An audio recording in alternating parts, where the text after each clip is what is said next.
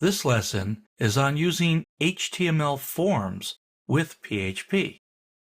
Now, HTML forms are a way that we can gather user information. Our users of the web page can enter something, click a button, and that will call the PHP program that will use that information and process it somehow.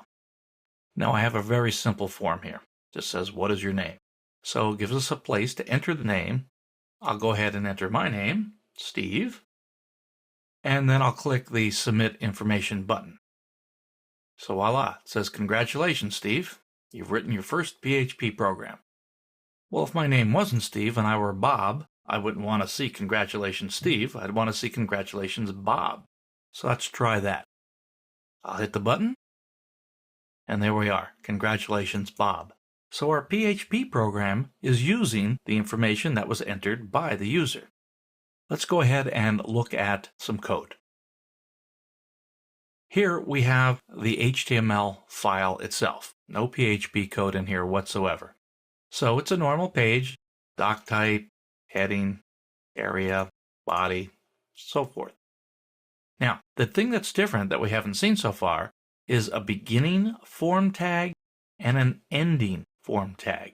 This is where all the elements that are going to be processed on an HTML form must be inside these two tags. In fact, it's a good idea to put the ending tag in right after you code the form tag, just to make sure you don't forget it, and then put the other elements in between the form afterwards. So let's go ahead and look at that. You've seen this. This is just a paragraph, and then I've got the words first name with a break tag, just to let the user know what it is I want you to enter in that open white box that we had before in the example. And here's how you define that box. It's an input tag, but it's a special type of input tag. There's the attribute type, and it equals text. When you make it type equals text, it's a single line text edit field. Now, there's another attribute called name. I'm going to give this tag a name. Now, I just made this up. I called it first name. Kind of makes sense. That's what I want the user to enter.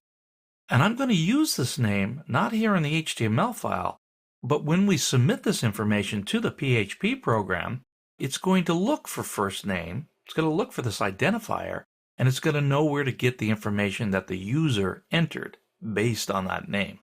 Now, the size of the field here is 30, and that just says by default, make it display in such a way that I could enter 30 characters and they would be in view. Now down here, we have another input tag, input, and the type equals submit. Submit is a submit button. It makes it formatted right into a button automatically when it sees the type equals submit. The text that we saw on the button is specified in the value attribute. Value equals submit information. The submit button is a very special button in that something happens by default when you click it. What it does is it goes and looks at the form tag, and it looks for the PHP program it needs to run or call after it's clicked. So let's take a closer look at this form tag. We have two attributes on it. One is called method. It equals either post or get. A form tag almost always equals post. For right now, just make sure you use that. It makes a difference on whether information is found within the form or if it's appended onto the URL. That's what get does, but we want to use post with most forms. The action tag says what program do you want to call when you click the button, the submit button. In this case, I call the program htmlforms.php. Now, it's very important that our PHP programs end with the extension .php. That will tell the server to look for potential PHP code and process it. Now, I want to cover one more thing here before I move on to the PHP program. Up here in the heading area, we have a link tag, and it's a style sheet. And over here, where it says the href, I'm pointing to a file that I've set up that holds styling information. This is usually things about the color of the text, the type of font I want to display, perhaps the size of the font I want to display, these sorts of things, the background color on a page. So we're going to put that information, and while I could put it on the HTML page, generally we try to pull those things off into a separate file. Now, you'll notice it says CSS/basic CSS or basic.css. That means it's in one directory below where our program is running. I'll show you that really quickly. Here's the file structure. I have the HTML file here under the root directory, the www folder. But in here I have another subdirectory called CSS.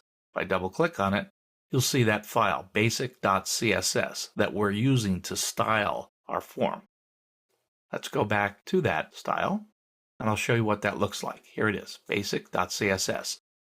While there are many things you can do with style pages, CSS files, I'm just going to cover a couple of simple things here to get you started. We'll cover more as the class goes on. Let's look here at the font family. This specifies the typeface of how we want our fonts to look on a web page. When someone calls our web page in the real world, when we have it posted on a server, we don't know if they're using Linux, Macintosh, PC, so we have to specify likely fonts that are going to be available on that PC. Arial is a very common font for PCs. Helvetica, more common on Macintoshes. Sans serif is that kind of up and down font that doesn't have the little serifs on it, they're called, the little dips like we see over here on this C. You see the little tag on the end of it. Those are called serifs. Generally, we want very clean fonts, so we pick sans serif. So if it can't find Arial or Helvetica, it'll pick the next best font it can figure out that doesn't have serifs on it. The color of the text is black. The background color is going to be this light yellow. And I used a special color code to specify that. We'll learn more about color codes later in class. Here I said I want all my paragraphs, I want the text to be 16 pixels in size. They're going to be either Arial, Helvetica, or sans serif by default, but the size is going to be 16 pixels. Likewise, I wanted the text on my input tags where we enter information to also be 16 pixels. All right, now that we've covered that, let's go ahead and look at the PHP form itself. PHP, as you may recall, is just an HTML page that may have PHP code in it. Doesn't have to. But if it's a .php file and we run it on a server that has PHP installed, it will look for PHP code and process it if it finds it. Here, very much just a standard form until we get to the PHP tag, the opening one and the ending one. So we only have 2 lines of PHP code here. One note here about equal signs, they behave just like they do in basic mathematics. Whatever you find on the right side of the equal sign is processed first. Remember the old days when you were in math in grade school and you had something like A equals B plus 5? Well, it's the same idea. We process B plus 5, whatever B is equal to, and then we assign that to A. The difference between simple formulas that we did in grade school and computer programming is we tend to name things with more meaningful names that describe the kind of data that we're holding there. I want to back this up. All right, so here's the thing. First name, that's what we named that input text tag that we entered the information in. So this lets us point to that. And this $post is a special array that's passed to our PHP program with that information that the user entered. This lets us get the particular information where the first name was entered.